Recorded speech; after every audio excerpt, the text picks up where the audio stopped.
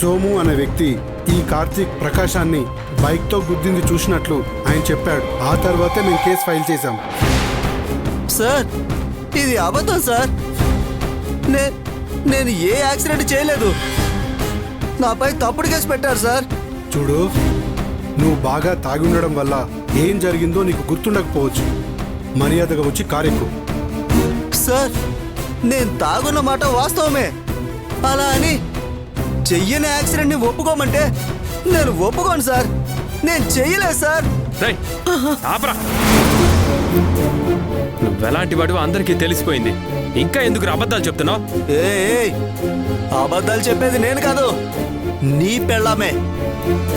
ఆ టైలర్తో అబద్ధం సాక్ష్యం చెప్పించి వాళ్ళ అమ్మతో నాపై తప్పుడు కేసు పెట్టించి నన్ను లోపలేయాలని ప్లాన్ చేసింది. ఇదంతా చేసింది నీ పెళ్ళామే.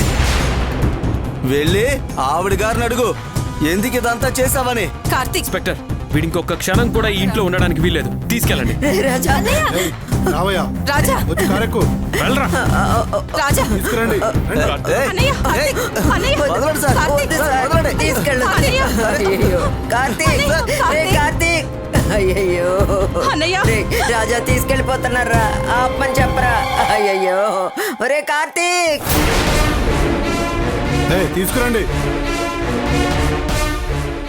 రండి.